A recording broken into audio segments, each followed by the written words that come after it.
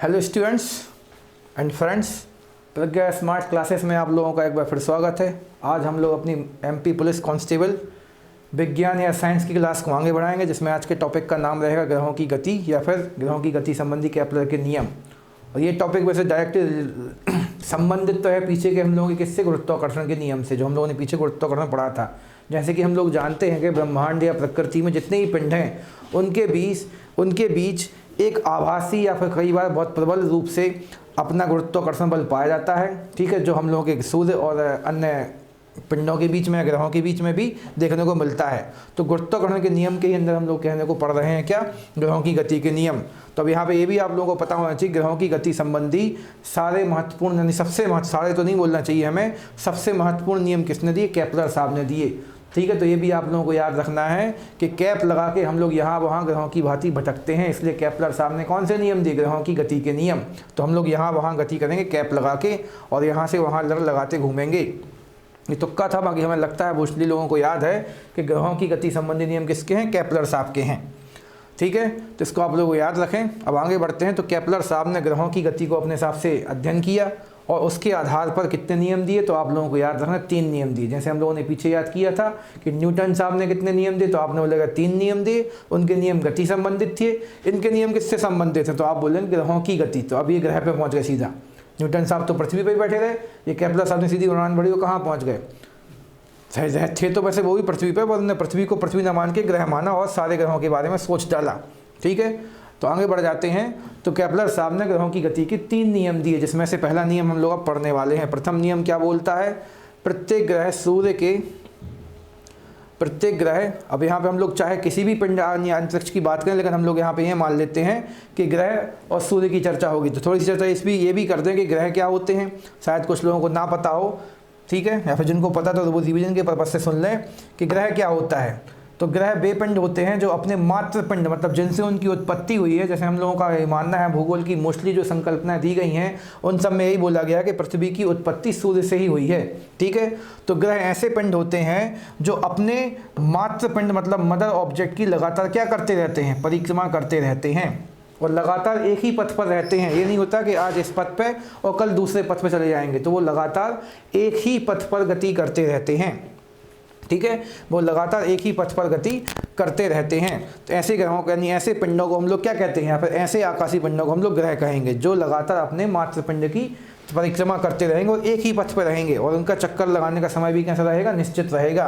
तो ये सारी बातें कहने को तो स्पष्ट करके कहते केपलर साहब ही, पर ये बातें चूंकि हम लोगों को पता है तो इनको हम लोग अब जीएस में रख लेते हैं, इनको नियम के रूप में नहीं लेते हैं। अब जो इनने अन्य बातें बोली उनको हम लोग नियम के रूप में लेते हैं, क्योंकि कुछ नियम उसको बोलते हैं जो आसानी से समझ में नहीं आते, उनको फिर आपको अप्लाई कर करके या फिर मान के करना पड़ता है कई बार। ठीक है, तो ये बात तो सबको समझ में आती है कि हाँ सर, आपने तो कुछ नई चीज़ नहीं बताई है कि सूर्य के चारों ओर विभिन्न प्रकार के जो पिंड चक्कर लगाते हैं उनको हम लोग ग्रह कह देते हैं। इसी प्रकार से ब्रह्मांड में लाखों तारे हैं, उन लाखों तारों के चक्कर लगाने वाले अपने अपने पिंड हैं, और उन चक्कर लगाने वाले पिंडों को आप क्या कह देंगे, ग्रह कह देंगे। तो ये वाली बात सबको समझ में आ गई, क्योंकि भूगोल में भी सबने पढ़ ली और सामान्य स्थिति में भी सब लोगों ने देख रखा है।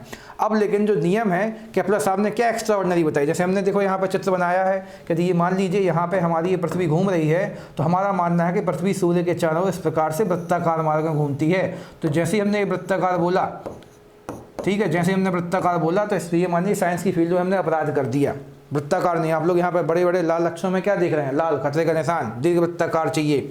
तो प्रत्येक ग्रह सूर्य के चारों ओर दीर्घ वृत्ताकार, जिसको आप इंग्लिश में एलिप्टिकल कक्षा बोलेंगे, इलेक्ट्रिकल बोलेंगे, तो दीर्घ वृत्ताकार या इलेक्ट्रिकल कक्षा में परिक्रमा करता है। ये वाली बात स्पष्ट किसने की है, हमारे केपलर साहब ने की है। तथा सूर्य ग्रह की कक्षा के एक फोकस बिंदु पर स्थित होता है, ना कि मध्य बिंदु पर स्थित होता है। तो वही वाली बात हमें आपको ये चित्र भी दिख रहा है सुंदर सा, एक छोटा सा पृथ्वी यहाँ पे अपने चंदा मामा के साथ चक्कर लगा रही हैं। ठीक है, तो चंदा मामा के साथ चक्कर लगाने के बाद अपनी पृथ्वी माता, तो पृथ्वी माता इसको हम लोग सन मान लेते हैं। बीच में झिलमिलाता हुआ आपको क्या दिख रहा है, सूर्य या सन दिख रहा है। तो हम लोग देख रहे हैं कि जो पृथ्वी माता है अपने सन देवता के लगातार चक्कर लगा रही हैं।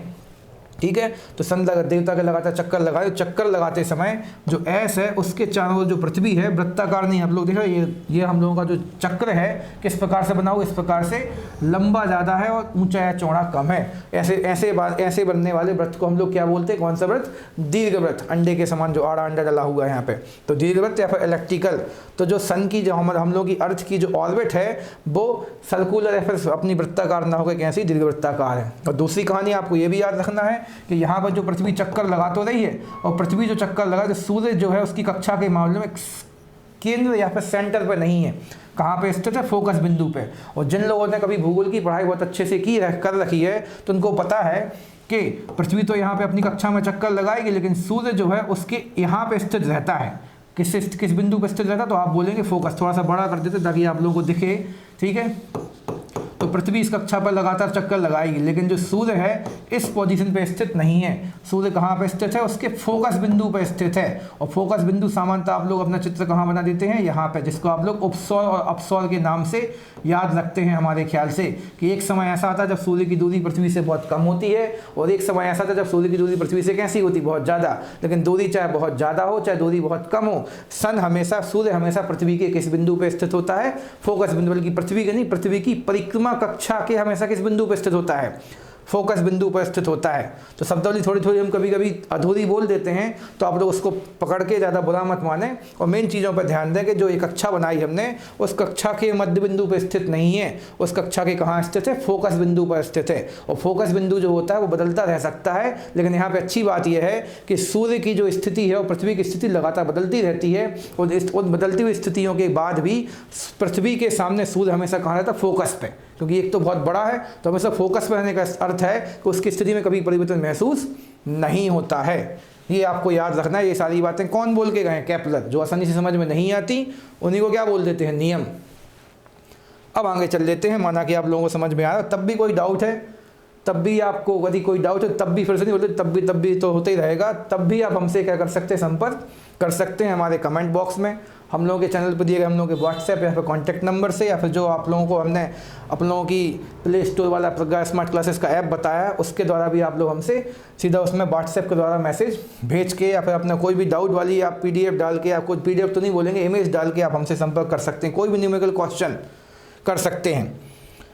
तो अभी हाल आगे बढ़ते हैं, नहीं तो ऐसी गप्पा में तो महीनों और बरसों निकल जाते हैं। अब तो हम लोग के पास 2 महीने से भी कम समय है, तो डेट बढ़ी है फॉर्म डालने की, लेकिन शायद परीक्षा की नहीं बढ़ेगी, तो तैयारी पे ध्यान बराबर बना के रखें। अब गति के नहीं ग्रहों की गति के दूसरे नियम पे चलते, जो कि केपलर द्वारा ही दिया गया था। तो हम लोग जो पीछे परिक्रमा लगा के आए हैं, किसी पेड़ की नहीं लगा के, 108 नहीं लगा के, कि सूर्य द्वारा पृथ्वी की लगाई गई है।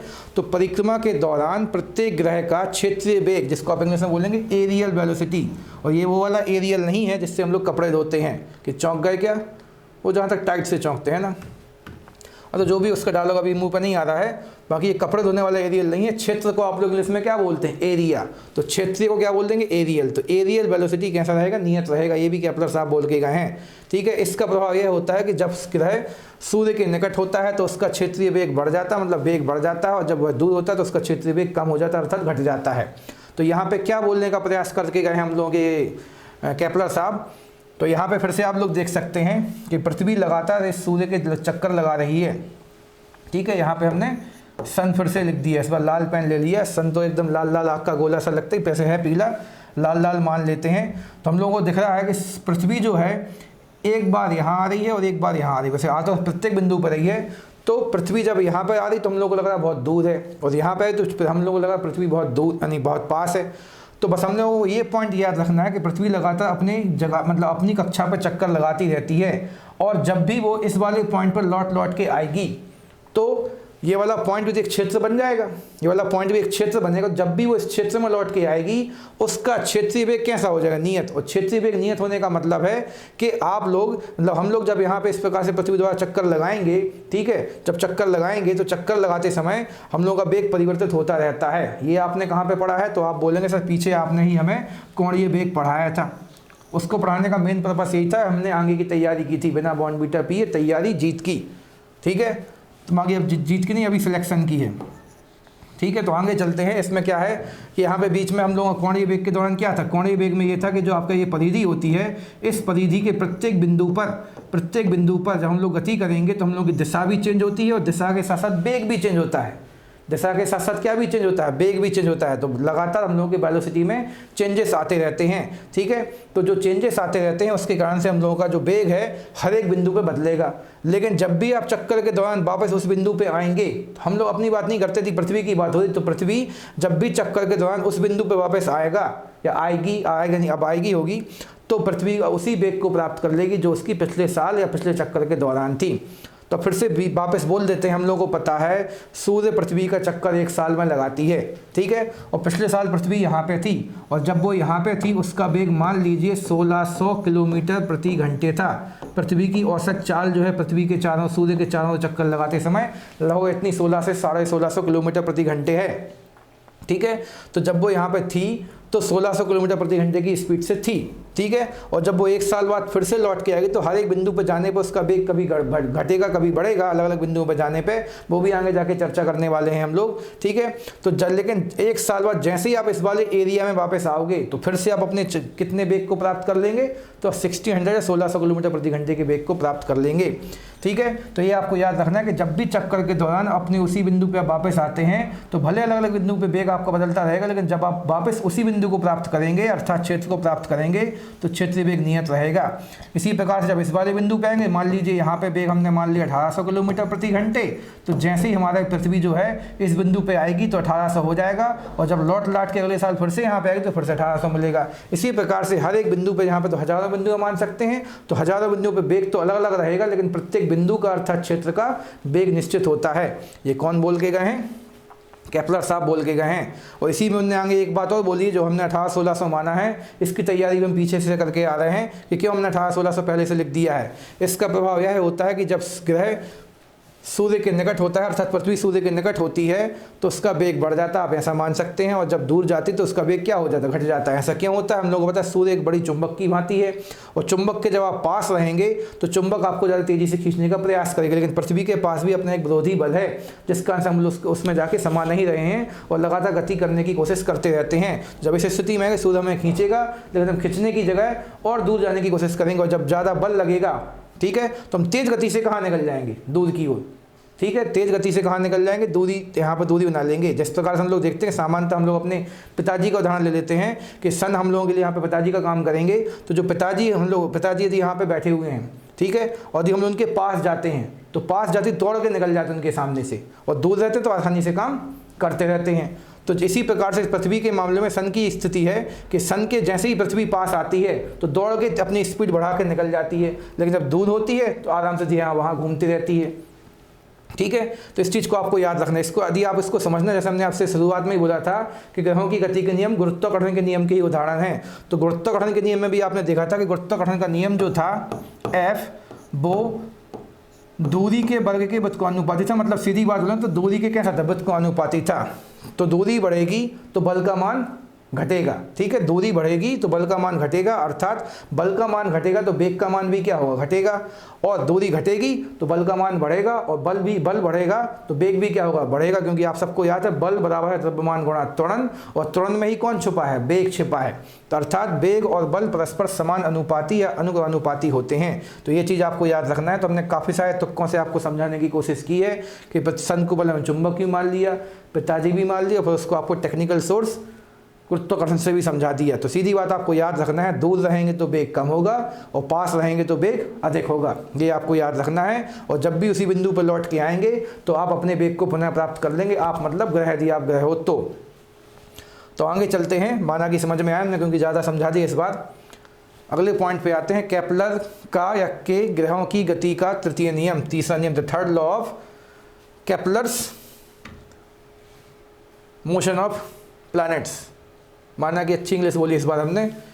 सूर्य के चारों ओर ग्रह एक चक्कर जितने समय में लगाता है उसे उसका काल कहते हैं। तो वो वाला काल नहीं जो हम लोग बोलते हैं काल, ये तुम्हारा काल आ गया, उसे उसका, थोड़ी सी प्रिंटिंग मिस्टेक की है फिर से आप लोगों का ध्यान खींचने के लिए, तो उसे उसका कौन सा काल कहते हैं, तो आप बोलेंगे परिक्रमण काल कहते हैं, रोटेशन पीरियड कहते हैं।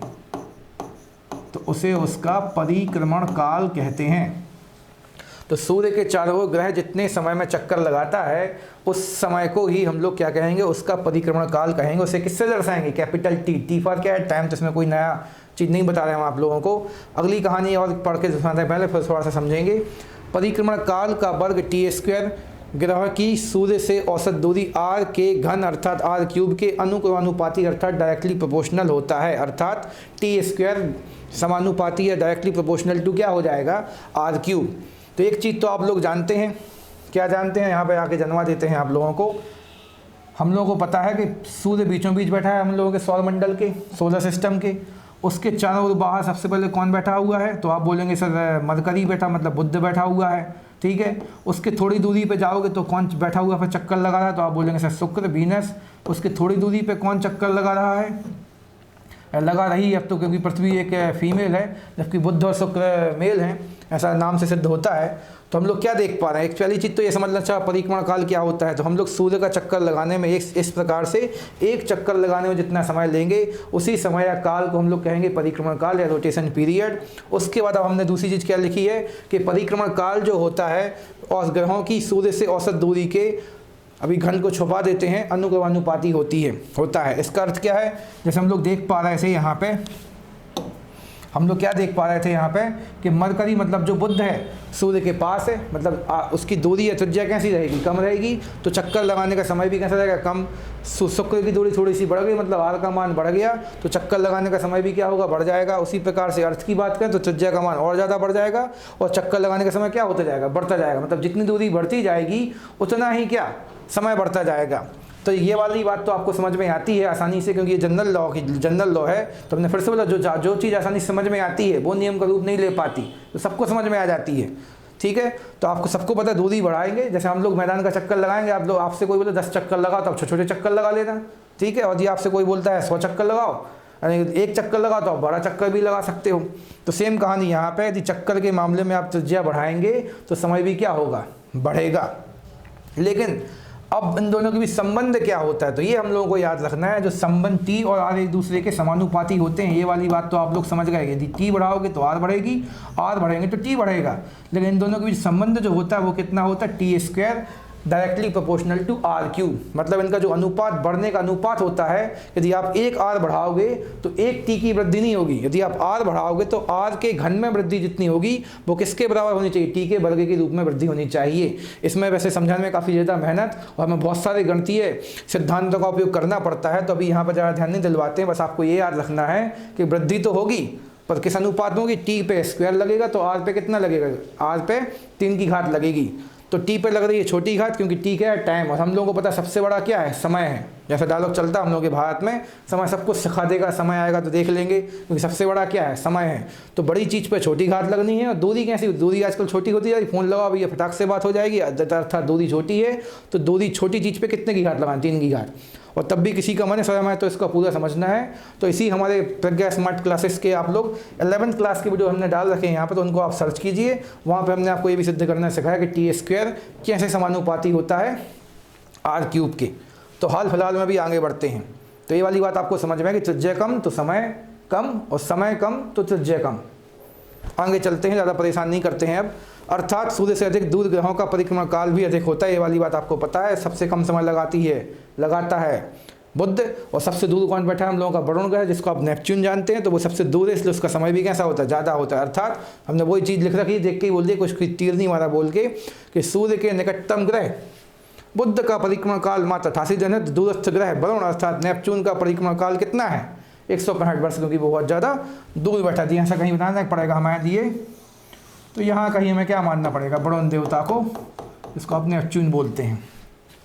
तो टॉपिक काफ़ी ईजी है, माना कि आप लोगों को समझ में आया। तो यहाँ पे थोड़ा सा ब्रीफ रिवाइज कर देते हैं कि ग्रह केपलर साहब के ग्रहों की गति के जो तीनों नियम थे वो क्या थे।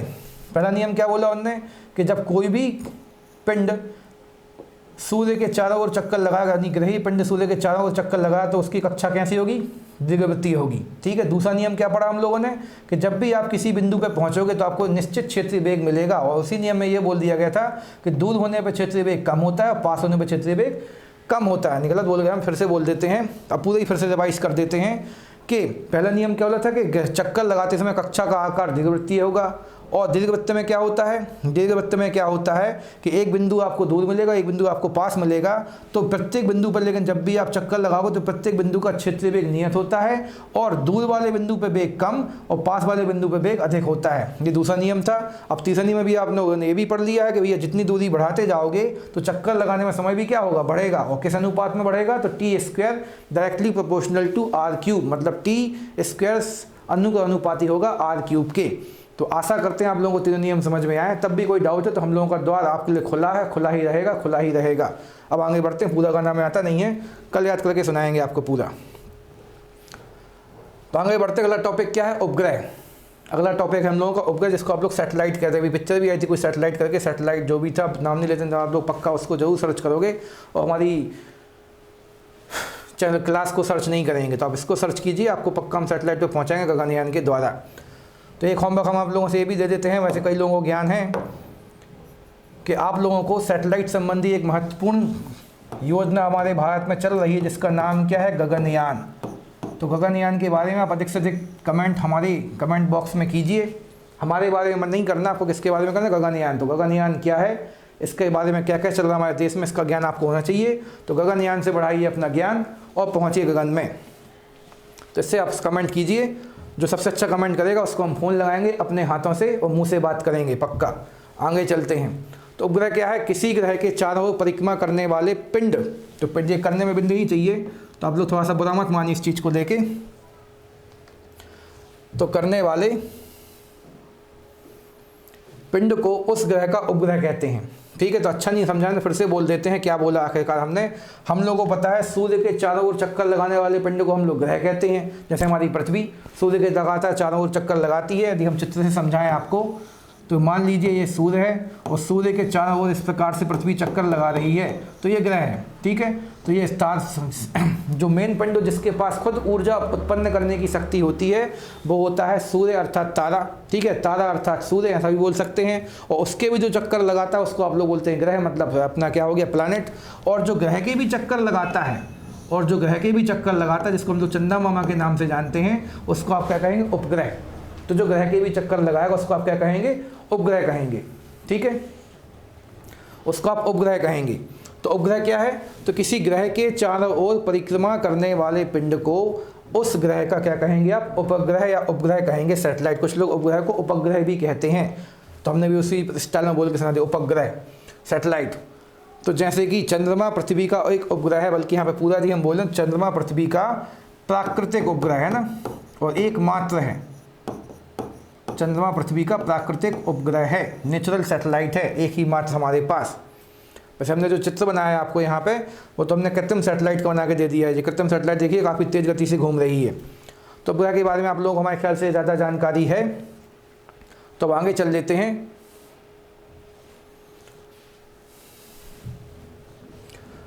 तो उपग्रह पे आधारित क्या हो जाएगा, उपग्रह का परिक्रमण काल। तो जिस प्रकार से ग्रहों का परिक्रमण काल था उसी प्रकार से उपग्रहों का परिक्रमण काल होगा था, period of revolution of a satellite. जिस पर चर्चा करें यदि हम लोग, तो उपग्रह अपनी कक्षा में पृथ्वी का अर्थात किसी भी ग्रह का एक चक्कर जितने समय में लगाता है, ठीक है, जितने समय में लगाता है उसे उसका परिक्रमण काल कहते हैं। तो उपग्रह अपनी कक्षा में पृथ्वी का एक चक्कर जितने समय में लगाता है उसे उसका परिक्रमण काल, मतलब किसका, तो आप बोलेंगे उपग्रह का। उपग्रह का परिक्रमण काल कहते हैं। जैसे हम लोगों ने मान लिया कि उपग्रह देखिए काफ़ी तेज़ गति से यहाँ वहाँ हो रहा है, बिल्कुल रुकने का मौका ही नहीं दे रहा अपन लोगों के लिए, आपको खुद के लिए। तो ये जितने समय में इस पूरी कक्षा का चक्कर लगा लेगा उतने समय को ही आप क्या कहेंगे, काल कहेंगे, अर्थात टाइम कहेंगे, द रेवोल्यूशन पीरियड, या इसी को भी कुछ लोग रोटेशन पीरियड के नाम से भी जानते हैं। ठीक है, अब कुछ छोटी छोटी सी बातें यहाँ पे शेयर करनी है हमें आप लोगों से। तो क्या लिखा हुआ है, उपग्रह का परिक्रमण काल केवल उसकी पृथ्वी तल से ऊंचाई पर निर्भर करता है। हम लोगों को पता है। अब यदि हम यहाँ पे उपग्रह को कौन सा उपग्रह मान लें, कृत्रिम उपग्रह माने तो ज़्यादा समझ में आएगा, क्योंकि हमारी पृथ्वी के पास तो केवल एक ही उपग्रह है चंद्रमा, तो उसका तो निश्चित ही है अपने आप में। तो यदि कृत्रिम उपग्रह की बात करें तो कृत्रिम मतलब आर्टिफिशियल सैटेलाइट, तो कृत्रिम उपग्रह का परिक्रमण काल केवल उसकी पृथ्वी तल से ऊंचाई पर निर्भर करता है। अर्थात हम लोगों को पता है कि जब हम लोग अपनी पृथ्वी से सैटेलाइट छोड़ते हैं तो वो यहाँ कहीं जाकर लटक जाते हैं और फिर जाके चक्कर लगाते रहते हैं। तो चक्कर क्या हो, अभी पीछे ही आप लोग पढ़ के आए हो, देखो यहाँ पे क्या लिखा, किसी उपग्रह का परिक्रमण काल केवल उसकी पृथ्वी तल से ऊंचाई, और जितनी आप ऊंचाई बनाओगे उतनी दूरी मिलेगी, उतनी क्या मिलेगी, दूरी। और पीछे आप लोग पढ़ के आए हो कि दूरी मतलब r जो था वो t के समानुपाती था, बस घात ऐसी कुछ लगाई थी, इसको साइड लिखना चाहो तो, नहीं तो आपको यार t बड़ा उस पर छोटी घात और r छोटा उस पर कितने की घात, 3 की घात। तो ये दोनों इस प्रकार से एक दूसरे के समानुपाती थे। तो परिक्रमण काल केवल किस पर डिपेंड कर रहा था, r पे, मतलब जितनी ज़्यादा ऊंचाई रखोगे आपको परिक्रमण काल उतना ही कैसा मिलेगा, ज़्यादा मिलेगा। तो वही वाली बात यहाँ पर दूसरे शब्दों में लिख दी गई है कि उपग्रह का परिक्रमण काल केवल पृथ्वी तल से ऊंचाई अर्थात उसकी परिक्रमण काल की अर्थात उसकी कक्षा की किस पे, त्रिज्या मतलब रेडियस पर डिपेंड करता है। त्रिज्या लिखा ना कि त्रिज्यपा लिखा है, मानिए त्रिज्या लिखा, त्रिज्या पर निर्भर करता है। और उपग्रह जितना अधिक दूर होता है उतनी ही अधिक उसका क्या परिक्रमण काल होता है, किस नियम से, तो केपलर साहब के तीसरे नियम से, मतलब केपलर साहब के ग्रहों की गति के तीसरे नियम से। तो हमें लगता है आपको सब कुछ याद होने लगा है, आप लोगों की मन की आवाज़ बिल्कुल हमारे कान तक आ रही है, ठीक है। तो दूसरा पॉइंट क्या लिखा, उपग्रह का परिक्रमण काल उसके द्रव्यमान पर निर्भर नहीं करता, ठीक है। तो टी का हमने जो संबंध बताया वहाँ पे कहीं द्रव्यमान लिखा है तो आप बोलेंगे नहीं लिखा है। तो द्रव्यमान तो आप चाहे 1000 किलो का सैटेलाइट छोड़ें, चाहे 2 किलो का, चाहे 1 ग्राम का, ठीक है, ऐसा छोड़ा तो नहीं जाता 1 ग्राम का, बाकी मान लिए बोलने में क्या जाता है, बोलने में तो अपना अधिकार है, स्वतंत्र हैं हम लोग। तो उपग्रह का परिक्रमण काल उसके द्रव्यमान पर निर्भर नहीं करता, द्रव्यमान पर निर्भर नहीं करता। तो ये चीज़ आपको याद रखना है। तो हमने क्रॉस इसलिए डाला था कि आपका ध्यान खींचे ना कि उसको हमने गलत किया है, द्रव्यमान पर निर्भर नहीं करता। तो कोई भी सैटेलाइट छोड़ेंगे आप तो उसका चक्कर लगाने का समय है केवल किस पर डिपेंड करेगा, तो आप बोलेंगे सर दूरी पर निर्भर करेगा। इस दूरी को हम लोग किस नाम से जानते हैं यहाँ पे, ऊंचाई, क्योंकि हम लोग को सैटेलाइट कहाँ जाते दिखता है, ऊपर दिखता है, तो ऊपर की चीज़ को हम लोग ऊंचाई के नाम से डाल देते हैं, ठीक है। तो माना कि आपको समझ में आया उपग्रह क्या होते हैं, उपग्रह का परिक्रमण काल क्या होता है, ठीक है। अब आगे चलते एक नोट डाला हुआ है, इस पर आके काफ़ी ज़्यादा क्वेश्चन बनते हैं। यदि नहीं बोलना चाहिए, पृथ्वी के अति निकट चक्कर लगाने वाले उपग्रह का परिक्रमण काल कितना होगा, केवल 1 घंटे 24 मिनट। तो यदि कोई पिंड पृथ्वी के एकदम निकट से, मान लीजिए हमारी पृथ्वी है और कोई एकदम उसके एकदम निकट से, तो यहाँ पर नहीं समझा पाएंगे हम, यहाँ पर समझा देते हैं। मान लीजिए हमारी पृथ्वी है और आपने एक कोई सैटेलाइट छोड़ा और वो एकदम निकट से ही उसके क्या लगाए, चक्कर, मतलब ये मान लीजिए कि पृथ्वी के एकदम निकट से ही चक्कर लगा, मतलब पृथ्वी से सट के, ठीक है, पृथ्वी से एकदम सट के अपनी पृथ्वी का चक्कर लगाएगा तो उसको मात्र कितना समय लगेगा, 1 घंटे 24 मिनट। हमने देखा कुछ किताबों में फैक्ट के रूप में क्या लिखा होता है, 84 मिनट। तो आप सबको याद है 1 घंटे 24 मिनट का ही अर्थ तो क्या होता है, 84 मिनट, 60 घंटे यानी 60 मिनट धन कितना 24 मिनट। तो 1 घंटे 24 मिनट या फिर उसी का मान क्या है 84 मिनट। फिर से हमने लगता गलत बोला है, एक बार फिर वो बोल देते हैं, 1 घंटा 24 मिनट अर्थात कितना मिनट, 84 मिनट। इसका अर्थ क्या है, यदि कोई उपग्रह पृथ्वी सतह से एकदम सट के क्या लगाएगा, चक्कर लगाएगा, तो मात्र कितना समय लगेगा उसको एक चक्कर लगाने में, 84 मिनट लगेगा। क्योंकि आप लोगों को पता है जितनी दूरी कम होगी समय उतना ही क्या होता जाएगा, कम होता जाएगा, ठीक है। तो ये आप लोगों को याद रखना। जबकि आप लोगों को एक पॉइंट और याद है कि सर हमने तो सुना है 24 घंटे लगते हैं, तो 24 घंटे कब लगते हैं, जब उसको बहुत ज़्यादा ऊंचाई पर छोड़ा जाता है। अगला टॉपिक वही है। तो हम यहाँ पे बस फिर से एक बार बोल दें, क्योंकि ये इंपॉर्टेंट फैक्ट है, कुछ किताबों में लिखा नहीं होता, फिर कुछ लोगों को पता नहीं होता, फिर कुछ लोग समझ नहीं पाते। यदि आपने कोई उपग्रह छोड़ा और पृथ्वी सतह से एकदम सट के चक्कर लगा, फिर एकदम निकटतम अवस्था से चक्कर लगाएगा पृथ्वी के, तो मात्र कितना समय लगेगा, 84 मिनट। और पीछे की चीज़ भी फिर से बोल दें क्योंकि ईजी है और कुछ लोग आसानी से नहीं समझ पाते हैं कि उपग्रह का परिक्रमण काल केवल उसकी त्रिज्या पर अर्थात पृथ्वी से दूरी पर निर्भर करेगा, ना कि द्रव्यमान पर। द्रव्यमान पर निर्भर नहीं करेगा। अभी देखो हमने इसको काट के रखा है, तो आशा करते हैं आप लोग समझ रहे हैं। तो माना कि आप लोगों को उपग्रह का परिक्रमण काल और उससे संबंधित सारी बातें समझ में आई। तब भी कोई डाउट हो तो फिर से वही हम लोग का पुराना घिसा पिटा डायलॉग कि आप लोग कमेंट बॉक्स में जितने हो सके कमेंट कीजिए, बस विषय से रिलेटेड, ठीक है। अब आगे चलते हैं। अगला टॉपिक है भू स्थायी उपग्रह या फिर जियो स्टेशनरी। कुछ लोग इसको जियो सिंक्रोनस के नाम से भी जानते हैं, पर जियो सिंक्रोनस थोड़ा सा अलग कहानी लेके चलता है, तो यहाँ पर जियो स्टेशनरी ज़्यादा सही है। तो जियो स्टेशनरी सैटेलाइट, ठीक है। तो ऐसा उपग्रह क्या होता है, आप नाम से इसके समझ सकते हैं। वैसे ये वाला नाम तो कुछ लोगों को आसानी समझ में ना, स्टेशनरी, बाकी इंग्लिश मीडियम के लोगों को आसानी समझ में आएगा। यहाँ से आप लोग ज़्यादा अच्छे पिक कर सकते हैं। भू के साथ स्थायी अर्थात भूस्थायी। चित्र पे भी आप थोड़ा ध्यान दे सकते हैं, उस पर भी लौट के आएंगे हम। तो पहले यहाँ पे पढ़ लेते हैं। ऐसा उपग्रह जो पृथ्वी के अक्ष के लंबवत तल में पश्चिम से पूर्व, हम सबको पता है पृथ्वी भी कैसी गति कर रही है, पश्चिम से पूर्व, वेस्ट टू ईस्ट, अच्छाई से यानी बुराई से अच्छाई की ओर, बुराई से अच्छाई की ओर, पश्चिम से पूर्व। हम लोग भारत पूर्वी देश है दुनिया का, अच्छा मानते हैं अपने आप को और शायद हैं भी। तो पश्चिम से पूर्व की ओर पृथ्वी की परिक्रमा करता है। ठीक है नहीं है, वो छोटी छोटी गलती करना जरूरी है आप लोगों के लिए, ताकि आप लोगों को सुधारें और ध्यान दें। जिसका परिक्रमा काल पृथ्वी के परिक्रमा काल अर्थात कितना है, सबको पता है पृथ्वी का रिवोल्यूशन टाइम कितना है, 24 घंटे के ही बराबर होता है। ऐसे ग्रहों उपग्रहों को आप भूस्थायी उपग्रह कहेंगे अर्थात कहलाते हैं। यह उपग्रह पृथ्वी तल से लगभग 36,000 किलोमीटर की ऊंचाई पर रहकर पृथ्वी की परिक्रमा कर पाता है। पीछे आपने देखा यदि हम पृथ्वी की एकदम सट के मतलब पास से चक्कर लगा रहे थे तो मात्र 84 मिनट या फिर 1 घंटे 24 मिनट लग रहे थे। अब हम लोगों की इच्छा है कि पृथ्वी के साथ हम लोग चक्कर लगाएं कितने घंटे में, 24 घंटे में ही। तो हमें पृथ्वी से कितनी दूरी पर खड़ा होना पड़ेगा, बहुत दूर, कितना 36,000 किलोमीटर की दूरी पर हमें खड़ा होना पड़ेगा। ठीक है, तो आशा करते हैं ये वाली बात आपको पूरी समझ में आ रही है। पीछे हमने आपको बताया था अभी कि यदि हम लोग पृथ्वी के एकदम पास से चक्कर लगाएंगे, दूरी कम रहेगी तो हमें मात्र 84 मिनट का समय लगेगा। अब लेकिन हम चाहते हैं कि हमें चक्कर लगाने में कितना समय लगे, 24 घंटे लगे, तो हमें पृथ्वी सतह से कितने दूर जाना पड़ेगा, 36,000 किलोमीटर दूर जाना पड़ेगा, अर्थात अपने उपग्रह को भेजना पड़ेगा। तो अब मेन तो हम आपको मुद्दा थोड़ा सा दूर ले गए, तो फिर से एक बार हल्का सा रिवाइज बस ये करते हैं। भूस्थायी उपग्रह क्या है, भू के साथ स्थायी रहेंगे, अर्थात जहाँ पे आपकी भू है, ये भारत की स्थिति बनाने की कोशिश की गई नहीं की गई, अमेरिका की स्थिति बनाई गई है, वो भी बल्कि ब्राज़ील के पास की स्थिति है कि हम लोगों का जो स्थान होता है, मान लीजिए आप यहाँ पे हमारा भारत है और भारत के सामने हमने अपना सैटेलाइट छोड़ा, तो भारत जो होगा इस प्रकार से पूरा पृथ्वी के साथ साथ घूमेगा। तो जहाँ जहाँ भारत जाएगा वहाँ वहाँ हमारा सैटेलाइट जाएगा। ठीक है, अर्थात जहाँ जहाँ पृथ्वी जाएगी वहाँ वहाँ सैटेलाइट जाएगा। और पृथ्वी एक चक्कर लगाती है अपनी जगह पे खड़ी 24 घंटे में, सूर्य के चक्कर नहीं लगाना है अभी क्या करना, अपनी जगह पे घूमना है। तो वहाँ सामने हम लोग को अपने ये सैटेलाइट दिखेगा, अर्थात भू के मामले में वो स्थायी दिखेगा। भारत के सामने हमेशा कौन दिखेगा, ये वाला आपको सैटेलाइट है, अपना उपग्रह दिखेगा, इसलिए उसको हम लोग क्या नाम दे देंगे, भूस्थायी उपग्रह। तो यहाँ भी आप लोग देख सकते हैं वाला सैटेलाइट जो है इसी पृथ्वी के मतलब पृथ्वी के इसी वाले हिस्से के साथ साथ घूम रहा है। जहाँ जहाँ ये हिस्सा जा रहा है वहीं वहीं ये सैटेलाइट जा रहा है, अर्थात ये जियो स्टेशनरी सैटेलाइट का या भूस्थायी उपग्रह का उदाहरण है। बस एक फैक्ट सीधा, ये तो चीज़ आप लोग शब्द से ही पकड़ लोगे, जिसको बार बार बोल के आपको बोर नहीं करते हैं। मेन चीज़ आपको ये याद रखना है कि इस प्रकार के सैटेलाइट को चक्कर लगाने में लगेंगे 24 घंटे, ये भी नई बात नहीं है। बस इस वाली स्थिति को प्राप्त करने के लिए आपको अपने सैटेलाइट को मतलब हमारे भारत जैसे देश को सैटेलाइट कितनी ऊंचाई पर स्थापित करना पड़ेगा, पृथ्वी सतह से 36,000 किलोमीटर की दूरी पर स्थित या स्थापित करना पड़ेगा। ठीक है, 36,000 किलोमीटर की दूरी पर स्थापित करना पड़ेगा। और आप सब लोगों को पता है जी से ही बन जाता है एक प्रकार का ये GSL भी। ठीक है, गलत लिख दिया हमने, फिर से रीटाइप कर देते हैं।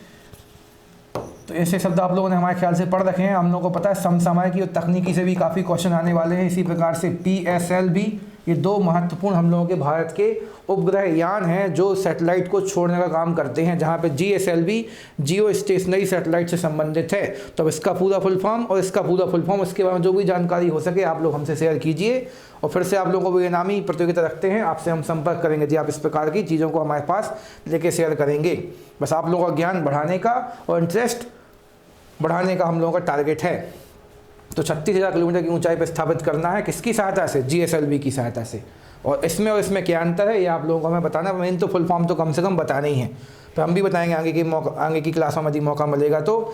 अब भूतुल्यकालिक या जियो सिंक्रोनस कक्षा में संचार उपग्रह स्थापित करने की संभावना सबसे पहले किस व्यक्ति ने बताई थी, आर्थर सी क्लार्क ने। अच्छा नहीं बोला, तो आर्थर सी क्लार्क साहब ने बताया था कि आप लोग भूतुल्यकालिक उपग्रहों को भी स्थापना कर सकते हैं। तो ये चीज़ भी आपको याद रखना है। तो भूतुल्यकालिक को ही लगभग में क्या बोल देते हैं, भूस्थायी। अब जिन लोगों ने पूरी टेक्नोलॉजी पढ़ रखी है तो उनके लिए हम बोलेंगे कि हाँ दोनों चीज़ एक सी नहीं है, पर हम लोगों की जो बेसिक कॉम्पिटिटिव एग्जाम है जैसे कि MP कांस्टेबल या फिर भी कुछ समय पहले जेल भरी, आगे जाके SI भी देंगे, तो इन सब में साइंस जो है काफ़ी हद तक बेसिक आती है। तो वहाँ पर तो आप लोग भूस्थायी को भूतुल्यकालिक भी मान सकते हैं, कोई दिक्कत नहीं होने वाली है। तो वो कभी आगे जाके चर्चा करेंगे, मौका मिलेगा तो बता देंगे कि कितना अंतर है भूस्थायी और भूतुल्यकालिक में। आगे चल लेते हैं। तो यहाँ पे आपको बस ये याद रखना कि भूस्थायी या भूतुल्यकालिक उपग्रहों की स्थापना संबंधी सबसे पहले संभावना या फिर संकल्पना किसने व्यक्त की थी, आर्थर सी क्लार्क साहब ने की थी। ठीक है, फिलहाल तो हमारी इच्छा अब आगे बढ़ने की है, जहाँ तक सब कुछ हो चुका है। तो अगले फैक्ट की ओर बढ़ते हैं। पलायन वेग या फिर एस्केप वेलोसिटी। तो पलायन वेग या एस्केप वेलोसिटी वह न्यूनतम वेग है। तो ये भी आपको याद रखना कौन सा वेग है, न्यूनतम, मतलब कम से कम इतना तो चाहिए, इससे ज़्यादा चलेगा पर कम नहीं चलेगा, ठीक है। तो पलायन वेग वह न्यूनतम वेग है जिससे किसी पिंड को पृथ्वी की सतह से ऊपर की ओर फेंके जाने पर वह गुरुत्वीय क्षेत्र को, मतलब हमारे पृथ्वी के गुरुत्वाकर्षण बल को पार कर जाता है, ठीक है, पार कर जाता है और पृथ्वी पर वापस नहीं आता। पृथ्वी के लिए पलायन वेग, यहाँ पे स्पेस देना है, पृथ्वी के लिए पलायन वेग का मान कितना है 11.2 किलोमीटर प्रति सेकंड। कुछ लोग इसको किलोमीटर प्रति घंटे याद रखते हैं, जो कि गलत है। किलोमीटर प्रति घंटे टोटली गलत है। किलोमीटर प्रति सेकंड मतलब मात्र 1 सेकंड में कितना 11.2 किलोमीटर है। तो अब इसको थोड़ा समझने की बात करते हैं। चित्र भी हमने बनाया है तो वो भी अभी समझाएंगे। अभी पीछे हम लोगों ने देखा कि हम लोग सैटेलाइट्स को पृथ्वी सतह से कितनी दूरी पर स्थापित करने की बात करके आए हैं, 36,000 किलोमीटर। तो हम लोगों को पता है पृथ्वी से 36,000 किलोमीटर दूर जाना पड़ेगा। तो हम लोगों को ये भी तो पता है ये पृथ्वी से दूर जाते हैं और वापस कहाँ की ओर आ जाते हैं, नीचे की ओर, क्योंकि पृथ्वी पे एक बहुत इंपॉर्टेंट बल, गुरुत्वीय बल जी काम करता है, गुरुत्वीय त्वरण काम करता है, जिसके कारण से हम लोग वापस पृथ्वी की ओर आ जाते हैं। मतलब आसानी से पृथ्वी पर ऊपर जाना संभव नहीं है, इसलिए बहुत ज़्यादा तकनीक इस्तेमाल करनी पड़ती है। अब लेकिन हम लोग चाहते हैं कि हम लोग पृथ्वी से ऊपर जाएँ और वापस ना आएँ, ठीक है, और वापस ना आए। तो इसके लिए हम लोगों को बहुत तेज वेग अर्थात गति की आवश्यकता होगी और पृथ्वी पर वापस ना आने वाले वेग को आप लोग क्या बोलते हैं, पलायन कर गए, मतलब चले गए, तो पलायन वेग कहेंगे।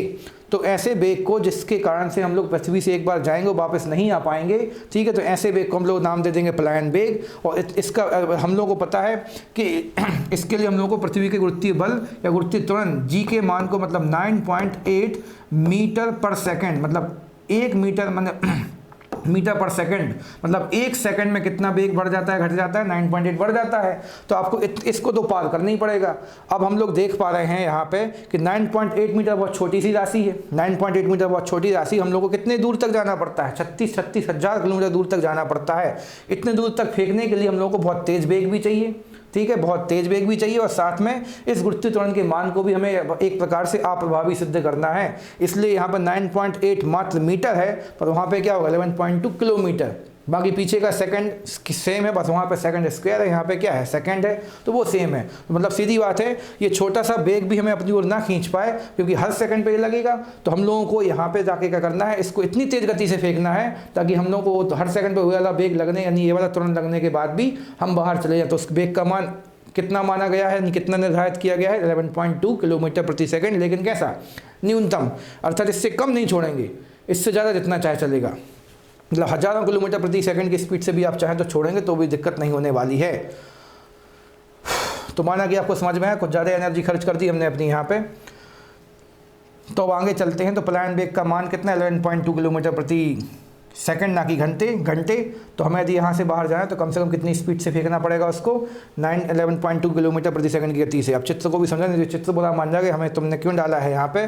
मान लीजिए पृथ्वी है और पृथ्वी से हमने यहाँ पे ये रॉकेट छोड़ने की कोशिश की है, तो ये रॉकेट हमारा कहाँ चला गया, पृथ्वी सतह के या पृथ्वी क्षेत्र के बाहर चला गया है, एक प्रकार से मान लीजिए चला गया है, कोई दिख नहीं रहा दूसरी स्थिति में। तो उसका वेग कम से कम कितना रहा होगा, 11.2 किलोमीटर प्रति सेकेंड।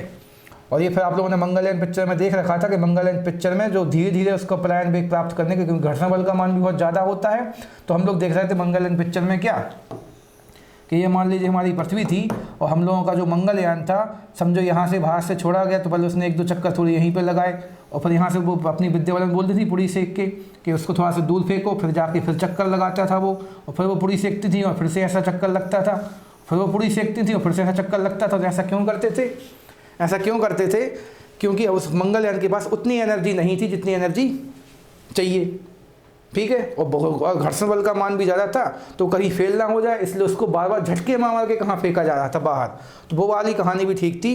बाकी हम लोग यहाँ पर झटके वाली कहानी नहीं पढ़ रहे, हम लोग तो एक झटके मतलब एक ही बार में सीधा कांस्टेबल का एग्जाम पार करना, फिर आगे जाके और भी दूसरी परीक्षाओं की तैयारी करना है। तो आप तो सीधा एक ही बार में काम करने की कोशिश करें। मान लीजिए आपने इसको यहाँ से फेंका और सीधा कहाँ से ला गई बाहर, उसके लिए वेग कम से कम कितना चाहिए, 11.2 किलोमीटर प्रति सेकंड चाहिए। कुछ और देख लेते क्या लिखा गया हम लोगों के लिए अर्थात के बाद।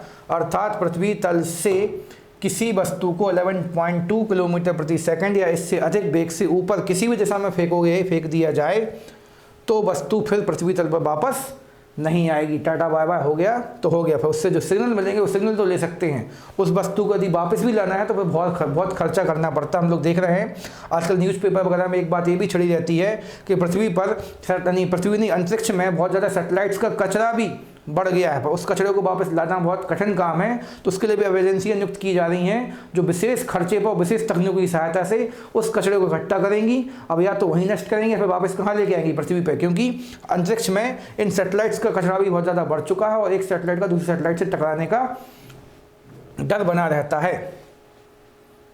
तो ये वाला इस बात सुन के तो मज़ा आ रहा है, लेकिन अब हम लोगों के मतलब विभिन्न देशों के द्वारा हजारों की संख्या में सैटेलाइट छोड़ी जा चुकी है, तो वहाँ पे भी बहुत ज़्यादा ट्रैफिक और कुछ चीज़ें नष्ट भी हो चुकी हैं, तो कचरा के रूप में वहीं पे तैर रही हैं वो। तो माना कि आप लोगों को समझ में आया, तो अब ज़्यादा चर्चा नहीं करते हैं, अगले टॉपिक की ओर बढ़ते हैं। पलायन वेग भी खत्म है, तो गुरुत्वाकर्षण टॉपिक जो था उसी का एक प्रकार से भाग मान सकता है ग्रहों की गति को, क्योंकि सब कुछ गुरुत्वाकर्षण से ही संबंधित था। गुरुत्वाकर्षण मतलब पृथ्वी के आकर्षण बल से ही संबंधित था। पृथ्वी के आकर्षण बल को पार करने के लिए हम लोग को इस वाले वेग की उसके रूप में आवश्यकता होती है। ठीक है, तो आगे बढ़ते हैं। तो जो भी फिर से वो हिस्सा पड़ा डायलॉग फिर एक बार फिर से बोलते, जो भी आप लोगों के छोटे मोटे डाउट हैं, बड़े भी डाउट हैं, आप लोग कमेंट बॉक्स में हम लोगों से संपर्क कीजिए। और पीछे जो भी हमने आप लोगों से होमवर्क में बोला, जैसे कि गगनयान, PSLV, JSLV, उनसे चीज़ों को भी आप कमेंट बॉक्स में डालेंगे तो आप लोगों का पढ़ने में भी मन लगेगा, और आप लोगों का हम लोगों के साथ में हम लोगों का आपके प्रति क्या रुझान है वो भी आपको जानने को मिलेगा। यदि आप लोग सही प्रकार से जवाब देंगे तो आप लोगों को चलेगा पता कि हम लोग आपके प्रति कितने सिंसियर गंभीर हैं। शायद दिखता होगा हमारे चेहरे से, एक बार देख के देखिए, शायद गंभीरता दिख रही हो आपको। आगे चलते हैं। तो हमने जो आपको पीछे बल चैप्टर पढ़ाया है, उस बल चैप्टर से कुछ हमने अपने ही हिसाब से या फिर किताब परीक्षाओं के हिसाब से चुन के थोड़ा सा मॉडिफाई करके कुछ क्वेश्चन, न्यूमेरिकल क्वेश्चन चुने हैं, ताकि आप लोग इनको सॉल्व करके और अपनी सफलता को सुनिश्चित कर सकें। हमने ये देखा आजकल बहुत से लोगों पर साइंस तो बनती है, लेकिन साइंस के न्यूमेरिकल क्वेश्चन वो नहीं बनते, और यदि नहीं बनते तो आप यदि 100 लोग कॉम्पिटिशन में बैठे हैं, यदि आप पे ये साइंस नहीं बनती तो आप 100 में से जो है 90 में हैं। ठीक है, 90 में शामिल हो रहे हो, 100 में से 10 में से 100 में से 10 हो। लेकिन यदि आप पे साइंस के क्वेश्चन, ये वाले न्यूमेरिकल क्वेश्चन बनने लगे हैं, तो फिर आप 100 में से 1 सिद्ध हो सकते हो। वर्तमान में इतना अच्छा माहौल बना के दे रहे हैं ये न्यूमेरिकल क्वेश्चन। तो चर्चा करते हैं, काफ़ी ईजी होते हैं, बस एक बार समझना जरूरी होता है, क्योंकि करने के बाद तो सब कुछ ईजी हो जाएगा। तो बस ये ध्यान देना है आपको कि एक बार कैसे करना है। तो यदि पृथ्वी पर किसी वस्तु का भार 100 न्यूटन है, ठीक है, तो चंद्रमा पर उसका भार कितने न्यूटन होगा? सबको पता है सर, 1/6 से भाग लगा देंगे, लेकिन क्यों? तो आप लोगों ने हमसे पीछे बार बार याद दिलवाया था एक वीडियो में, जब हम लोग गुरुत्वाकर्षण टॉपिक पढ़ रहे थे, कि भार को आप बोलते हैं क्या? W। और आप लोगों ने बताया था, हमने आपको बताया था, दोनों बात बराबर है। अब तो हम ही यहाँ पे हम सब लोग स्टूडेंट हैं, सब लोग सीख रहे हैं, सब लोग प्रज्ञा की शरण में अर्थात सरस्वती माता की शरण में हैं। तो यहाँ पे क्या है? W ही F है, और F का मतलब क्या है? त्वरण। यानी गलत बोले, F का मतलब ही क्या है? बल।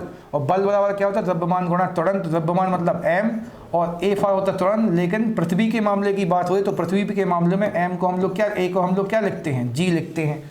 तो W की ही वैल्यू क्या हो जाएगी? mg। अब चूंकि हम लोग को पता है कि बल का मात्रक होता है न्यूटन, इसलिए उन्होंने यहाँ पे भार को भी किस में दे दिया है? न्यूटन में दे दिया है। तो इसी बात को सोच के कई लोग चौंक जाते हैं कि न्यूटन कहाँ से आ गया। तो बस हमें आपको इसी चीज़ के लिए है उच्चल बनाना है कि भार को आप न्यूटन में व्यक्त कर सकते हैं, क्योंकि भार जो होता है बल पर डिपेंड करता है, ना कि द्रव्यमान पर। द्रव्यमान तो हमेशा क्या बना रहता है? स्थायी। बस हम ये वाली बात थोड़ी सी गलत बोल गए कि भार जो है द्रव्यमान पर डिपेंड तो करता है, लेकिन उससे ज़्यादा किस पर डिपेंड करता है? बल पे, कि आप किसी चीज़ पे कितना बल लगा रहे हो। बल द्रव्यमान के द्वारा ही लगाया जाता है। तो उस वाली बात को थोड़ा सा हमने वापस ले लिया। तो अगली कहानी क्या है? तो आप लोगों का यहाँ पर बोलेंगे पृथ्वी के मामले में पहली स्थिति। पृथ्वी के मामले में W बराबर जब आप mg लोगे तो आपको W के रूप में क्या दिया है? भार दिया कितना? 100 न्यूटन। तो आप यहाँ पे लिखेंगे 100 न्यूटन। तो आंसर तो वही है ना आपका, 100/6। अब बस हम आपको पूरा करके दिखाएं, ताकि परीक्षा में यदि कोई सवाल और ज़्यादा बड़ा आ गया, घूम घाम के आ गया, तो आप किस प्रकार से करते हैं पूरा कॉन्सेप्ट से बताया आपको। तो भार दिया आपको 100 न्यूटन, m की वैल्यू आपको नहीं दी गई है, और g का मान पृथ्वी पर लगभग में हमने कितना मान लिया है? तो सबको याद तो है वैसे कि g का मान कितना होता है? 9.8 होता है। ठीक है, 9.8 होता है, लेकिन लगभग में उसको कितना मान सकते हैं? 10 मान सकते हैं। ठीक है, लगभग में वैल्यू है, तो हमने यहाँ पे इक्विवेलेंट का साइन लगा दिया। तो पृथ्वी पर वस्तु का द्रव्यमान कितना रहेगा? जब इससे आप इसको काट दोगे तो मात्र कितना निकलेगा? तो मात्र निकलेगा m का मान आप क्या कहलाएगा? 10 kg। ठीक है, तो हम लोगों से आंसर लेकिन kg में नहीं पूछा गया है, ऊपर से चंद्रमा पे जाना है। तो जिस वस्तु को आप लोग पृथ्वी पर लेके बैठे थे 100 न्यूटन के भार के साथ में, उसका एक्चुअल द्रव्यमान कितना निकला है? केवल 10 किलोग्राम निकला है, लगभग वाली वैल्यू से, जब हमने 9.8 को 10 माना है। लेकिन जब हम लोग चंद्रमा पे जाएंगे तो चंद्रमा पे सूत्र तो यही लगेगा, ठीक है, W बराबर m/, अब जो G है इसको G नहीं लिखते क्योंकि G तो पृथ्वी के लिए लिखते हैं। आप लोग हमारी बात को ही पकड़ लोगे कि सर G केवल पृथ्वी के मामले में बोलते हैं, तो हमने अब A लिख दिया। और हम लोगों को लेकिन ये वाली बात पता है, कौन सी वाली बात पता है? कि सर पृथ्वी के मामले में पृथ्वी के मामले में चंद्रमा का त्वरण जो होता है पृथ्वी के त्वरण से कितना है? 1/6 है। और आपको भार पता करना है, मतलब W का मान आप निकालोगे, ठीक है। और यहाँ पर द्रव्यमान हमने आपको कितना दे दिया है? द्रव्यमान कितना दे दिया है आपको? केवल 10 दे दिया है, ठीक है। द्रव्यमान क्या है? स्थायी रहता है। तो द्रव्यमान कितना आ गया आपके पास? 10 आ गया है। और 10 जैसे ही आप यहाँ पे रखोगे तो वो तो ठीक है। अब जो त्वरण है, त्वरण का मान क्या सीधे 1/6 रखेंगे तो हमारा सवाल गलत हो जाएगा। त्वरण जो है वो 1/6 है किसका? तो A बराबर है G का 1/6, ठीक है ना। तो आप यहाँ पे क्या लिखेंगे? G का मान कितना माना हम लोगों ने? लगभग में 10 माना था, और 10 में गुणा करेंगे आप 1/6 से। तो आंसर तो यही आंसर आप लोग पहले ही बता चुके थे, हमने बाकी आपको पूरा समझा दिया ताकि परीक्षा में कभी भी कोई क्वेश्चन घुमा फिरा के भी आए तो भी आप पे बने। तो ये पूरा कॉन्सेप्ट होता है कि क्यों 1/6 से भाग लगाते हो, क्या कैसे होता है। तो हमारा आंसर क्या बनेगा? 100/6 के रूप में 50/3, और जिसका अर्थ क्या हो जाएगा? 16 सही, 2/3 यहाँ पर 16.666 ऐसा लिखते ज़्यादा अच्छा। उसके पीछे आप क्या लगाएंगे? न्यूटन। तो ये आपको याद रखना है, ठीक है। तो बस फिर से बोल दें, बस हमें कौन सी चीज़ कंफर्म करनी थी, क्योंकि हमने देखा था जब हम लोग वो मेन वीडियो में पढ़ रहे थे तो अलग से हमने नहीं लिखा था इसके लिए आपके सामने, तो थोड़ा सा डाउट बन गया था। तो हमने यहाँ पे आपको फिर से बता दिया भैया, भार को ही आप बोलेंगे बल, और बल का सूत्र जो होता है वही सूत्र हो जाएगा अपने भार का। तो आपको जो भार है वो न्यूटन में दिया जाएगा, तो कोई गलत नहीं दिया गया है। तो आपने इस न्यूटन वाले भार की सहायता से पहले एक्चुअल द्रव्यमान निकाला, उसको ले गए आप चंद्रमा पर उसका भार कितना हो जाए? इतना हो जाएगा। तो कोई दिक्कत नहीं है हमारे ख्याल से। रिवाइज कीजिए, और तब भी कोई डाउट है तो मैं बताइए। यदि गलती होगी तो हम स्वीकारेंगे पक्का, और आप लोगों की होगी तो सुधारेंगे पक्का।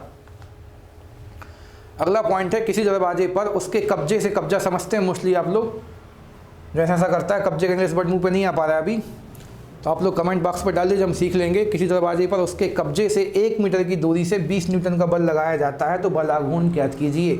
और बल आघूर्ण हमारे ख्याल से आप लोगों को याद है कि बल आघूर्ण क्या बोलता था कि जब किसी चीज़ को आप घुमाते हो, और घुमाने के लिए आपने बल केंद्र की जगह पे कहाँ से लगाया? कुछ दूरी से लगा दिया। इस प्रकार से इस चक्ति को यहाँ से पकड़ के हम लोग घुमा देंगे, ठीक है। तो अभी चक्ति को नहीं, किसको? दरवाजे को घुमाना है। तो दरवाजे के सेंस में क्या होता है? ये मानिए दरवाज़ा है हमारा, उस पर हमने यहाँ पर क्या लगा दिए? कब्जे लगा दिए, ठीक है। अब यहाँ पे हमने हैंडल लगा दिया, तो कब्जे से हैंडल की दूरी आपको इस वाले क्वेश्चन में कितनी दी गई? 1 मीटर। अच्छा खासा चौड़ा दरवाजा, वैसे इतना चौड़े होते हैं 1 मीटर सामान्यतः, 1 मीटर के ही बनाए जाते हैं। तो अब इस हैंडल से पकड़ के दरवाजे को क्या करोगे? ऐसा ऐसा घुमाओगे। तो जब आप ऐसा ऐसा घुमाएंगे तो उस पर क्या उत्पन्न हो जाएगा? बल आघूर्ण। तो उस बल आघूर्ण का मान आपको चाहिए है। और जब हम लोग इसको हाथ से घुमाएंगे तो हाथ के द्वारा क्या लगाया जाएगा? उस पर बल। और बल क्या है? ऐसा बाह्य कारक जो उसकी स्थिति में परिवर्तन करेगा। तो परिवर्तन तो हो ही जाना है, तो आपको बल आघूर्ण की चर्चा करनी है। तो बल आघूर्ण को आप लोग टो या टी से दर्शाया हमने आपको अपनी क्लास में, सामान्यतः टो बोलते हैं। तो बल आघूर्ण क्या था? बल और गुणा में आघूर्ण। अब आघूर्ण को हमने केवल आ लिख दिया, भुजा। और सभी मात्रक आपको SI पद्धति से लेना है। तो बल का मात्रक आप देखें तो 20 न्यूटन दिया, कोई दिक्कत नहीं है। कभी कभी डाइन देते हैं। और जहाँ तक पीछे हम आपको समझाना भूल गए कि 1 न्यूटन बराबर, अभी ऐसा उसने जेल पढ़ी के एग्जाम में पूछा भी गया था कि न्यूटन भी बल का मात्रक है, ठीक। आगे लिख दिया हमने बल। तो बल का मात्रक न्यूटन भी है, लेकिन डाइन भी तो है बल का मात्रक। लेकिन कौन सा मात्रक है? डाइन। तो डाइन ना कि डायन, ठीक। डाइन अलग चीज़ होती है और डाइन अलग चीज़ होती है। तो यहाँ पर डाइन क्या है? CGS मात्रक है, CGS पद्धति का मात्रक है। तो आप सबको याद है हमारे ख्याल से कि 1 न्यूटन में कितने डाइन होते हैं? तो आप बोलेंगे सर 10 के ऊपर 5 की घात डाइन होता है। तो लेकिन अभी इस चीज़ का यूज़ नहीं करना, बस ये तो बस एक्स्ट्रा ज्ञान है जो हमें याद आया तो आपसे शेयर कर लिया, उस समय शायद भूल गए थे। तो बल का मान कितना दिया गया आपको? 20 न्यूटन। तो अब न्यूटन लिखने की जरूरत नहीं है। आघूर्ण भुजा का मान किसमें दिया? 1 मीटर। पर एक बुरी बात फिर से हो जाएगी कि SI पद्धति का मात्रक तो क्या है? तो आप बोलेंगे सर किलोमीटर, लेकिन यहाँ पे क्या लिखा है? मीटर। क्या गलत बोल रहे हैं ना? SI पद्धति का मात्रक भी तो मीटर ही है। तो ऐसा कभी कभी गलत करने के दौरे आते तो वो नहीं करना है हम लोगों को। तो ऐसे पद्धति का मात्रक मीटर ही है, तो वो मीटर भी सब कुछ है। तो बस हम लोगों के लिए जितना बल था इस वाले क्वेश्चन में वही बल आघूर्ण का मान भी हो जाएगा। तो बल आघूर्ण जो हो जाएगा 20 न्यूटन इंटू मीटर, डैश लगा दी, बाकी वो भी नहीं लगाते, सीधा इसको आप न्यूटन मीटर भी लिख सकते हैं। तो वो किलोमीटर वाली बात हमने शायद जानबूझ के बोली ताकि आप लोग हमारी बुराई करें और चर्चा में रहें हम। तो थोड़ा सा एक बार रिवाइज कर देते हैं। बल आघूर्ण क्या है? जब बल को केंद्र की जगह कुछ दूरी से लगाया जाए, जो जहाँ पे चक्की है चक्की पे भी लग सकता है और दरवाज़ों पे भी लग सकता है, हैंडपम्प वगैरह सब पर लग सकता है। ठीक है, तो ये आपको याद रखना है। तो किसी दरवाजे का हमने क्वेश्चन दे रखा है कि दरवाजे की चौड़ाई आपने 1 मीटर मानी, या फिर कब्जे से 1 मीटर दूरी से आप बल लगा रहे हैं, और कितने का बल लगाया गया है आपने? 20 न्यूटन का बल लगाया। तो बल आघूर्ण अर्थात टॉर्क की गणना, फिर इसको बल आघूर्ण को हम लोग टॉर्क कहते थे जहाँ तक, तो टॉर्क की गणना करनी है आपको। तो अब पक्का आगे बढ़ जाते हैं।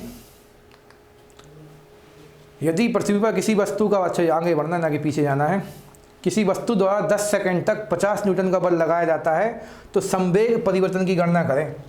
अब तो थोड़ी सी कहानी फंस गई। अब इस पर हम लोग कौन सा सूत्र लगाएंगे? बल दिया है आपको, ठीक है, बल दिया है हम लोगों को, और 1 मीटर की, नहीं गलत बोले हैं, फिर से आगे जाते हैं। किसी वस्तु द्वारा 10 सेकंड तक 50 न्यूटन का बल लगाया जाता है। तो हम लोगों को बल अर्थात F की वैल्यू दी गई है। ठीक है, F की वैल्यू कितनी दी गई हम लोगों को? 50 न्यूटन दी गई है। समय S की वैल्यू कितनी दी गई हम लोगों को? 10 सेकंड दिया गया है। और संवेग परिवर्तन, संवेग की गणना करनी है आपको। और संवेग का सूत्र आप लोगों को शायद याद है कि संवेग का सूत्र क्या होता है? m इंटू बी, द्रव्यमान गुणा वेग। तो ना तो हम लोगों को द्रव्यमान दिया है, ना ही वेग दिया है। तो अब कैसे सवाल किया जाएगा? तो आप लोगों को तुरंत देख के याद है, सर केवल संवेग थोड़ी ना पूछा है, फालतू में हम लोगों का समय जाया कर रहे हैं, हम लोगों को सता रहे हैं। तो आप बोलेंगे सर केवल संवेग नहीं निकालना, हमें क्या निकालना? संवेग परिवर्तन निकालना है।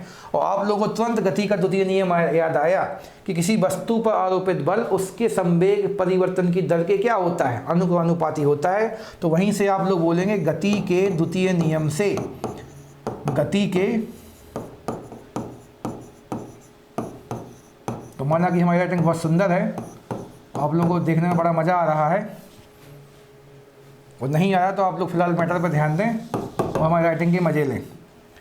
तो गति का द्वितीय नियम क्या पढ़ा आप लोगों ने कि आरोपित, किसी वस्तु पर आरोपित बल उसके संवेग में परिवर्तन, अर्थात जिसको हम लोगों को क्या बताया गया? m इंटू ए। तो आप लोग बोलेंगे सर यहाँ पर संवेग में परिवर्तन कैसे आ रहा है? तो ये ऊपर तो क्या था? संवेग था। और जब संवेग में परिवर्तन होगा, जब इसमें परिवर्तन होगा, पूरी वर्तन लिख दिया हमने, जो मान लो पूरी वर्तन होगा, तो उसमें आप किससे भाग लगा देंगे? टी से, अर्थात समय से। और जैसे ही यहाँ पे v/t होता है, तो v/t का मतलब क्या है? वेग बटे समय, और वेग बटे समय को ही आप क्या कहते हैं? ए कहते हैं। ठीक है, तो उसी को आप लोग क्या कहते हैं? वेग कहते हैं। तो उसी को आप क्या कहते हैं? वेग कहते हैं। तो हम लोगों को कुछ नहीं करना है, ये संवेग में परिवर्तन ही दिया रहता है। तो आपको संवेग में परिवर्तन चाहिए है। थोड़ी सी कहानी बिगड़ रही है ना, ठीक है, बस इसको हम लोग अभी ये कर देते हैं। तो m इंटू वी अपॉन में t, तो f की वैल्यू आपको कितनी दी गई है? 50, और m इंटू वी का मान हम लोग को संवेग के रूप में निकालना है, भले परिवर्तन भी दिया है। और समय का मान कितना दिया है आपको? 10 दिया है। ठीक है, संवेग के रूप में हमने अब क्या कर देते हैं इस पर?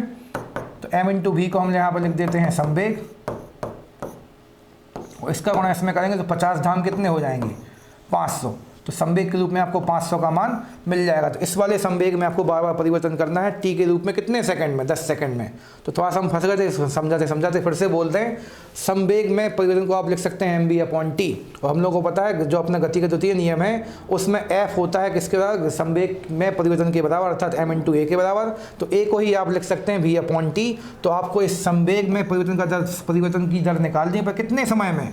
तो आप बोलेंगे सर 10 सेकंड के समय में। तो संवेग में परिवर्तन 10 सेकंड तक होगा। कौन से वाले संवेग में होगा परिवर्तन? तो आप बोलेंगे 500। और संवेग परिवर्तन या संवेग का मात्रक क्या होता है? तो आप यहाँ से उठा लेंगे इसको। संवेग क्या होता है? संवेग आपको याद है m इंटू वी के रूप में। m का मतलब है द्रव्यमान, और v का मतलब है क्या? v का मतलब है वेग। तो किलोग्राम मीटर पर सेकंड स्क्वायर, स्क्वायर नहीं लगाना है, संवेग है बस। किलोग्राम इंटू मीटर प्रति सेकंड, बस अच्छे सफाई से लिख दें तो तो यहाँ पे लिखेंगे आप kg इंटू मीटर और प्रति में सेकेंड, ठीक है। तो पर सेकंड के लिए एक बार लिखा जाएगा। तो बस आपको यहाँ पे ये चीज़ समझाने की कोशिश की है कि गति के द्वितीय नियम में ही संवेग छुपा होता है और संवेग में वेग छुपा होता है, ठीक है। तो संवेग में परिवर्तन भी छुपा और संवेग भी छुपा है। तो यहाँ पे परिवर्तन के सेंस में आपको टी का मान दिया है, तो वो हमने अप्लाई करके दिखाया है आपको। तो इसको रिवाइज कीजिएगा, हमने बंद कर दिया है, और कोई भी डाउट हो तो हमसे संपर्क कीजिएगा। एक छोटा सा क्वेश्चन जो हमारे ख्याल से आप लोगों में बनेगा कि 10 न्यूटन का बल 15 सेकंड तक किसी वस्तु पर कितना आवेग उत्पन्न करेगा। आवेग मतलब इम्पल्स, जो हमने आपको समझाया पूरा। तो इसको हम आपको एक प्रकार से होमवर्क में दे रहे हैं, जिसको अगली क्लास में हम आपको सॉल्व कराएंगे। तो इसका सही उत्तर और करने की विधि आप हमसे हमारे या तो यूट्यूब के ही कमेंट बॉक्स पर डालिए, या फिर हम लोगों का जो प्रज्ञा स्मार्ट क्लास का ऐप है उस पर आप लोग हमसे इसका अपना सॉल्यूशन करके उसकी फ़ोटो खींच के उस पर आप शेयर कीजिए, ठीक है। और जो भी हम लोग आपको पीछे ही बताया कि हम लोग जितने भी चैप्टर्स या यूनिट्स यहाँ पे ख़त्म कर रहे हैं उन सबसे संबंधित इंपॉर्टेंट, जो कि पीछे चाहे जेल पर या पिछले बार के आरक्षकों के पेपर में आ चुके हैं, उनसे संबंधित महत्वपूर्ण क्वेश्चन है फिर आगामी परीक्षा में जो आ सकते हैं, ठीक है, मॉक पेपर्स के रूप में। तो उसके संबंधी आप लोगों को 10-10, 15-15 जितने भी क्वेश्चन संभव हो पा रहे, ताकि आप लोगों का मन भी लगा रहे और बहुत ज़्यादा आपके बर्डन या भार ना पड़े। इसलिए थोड़े से क्वेश्चन आपसे शेयर किए जा रहे हैं रोज़ क्लास के ख़त्म होने के लगभग तुरंत बाद या फिर शाम को, ठीक है। तो आप लोगों को उन क्वेश्चंस को भी लगाना है, लेकिन हमने आपको एक्स्ट्रा ये वाला होमवर्क भी दिया था कि हम लोग ये भी चले पता कि आप लोग हम में कितना इंटरेस्ट दिखा रहे हैं, ताकि हम लोग का इंटरेस्ट आप लोगों में और बढ़ जाए, हम लोग नई से नई चीज़ खोज के आप लोगों की सफलता में सहभागी बन सकें। तो आज फिलहाल के लिए धन्यवाद और बेस्ट ऑफ लक।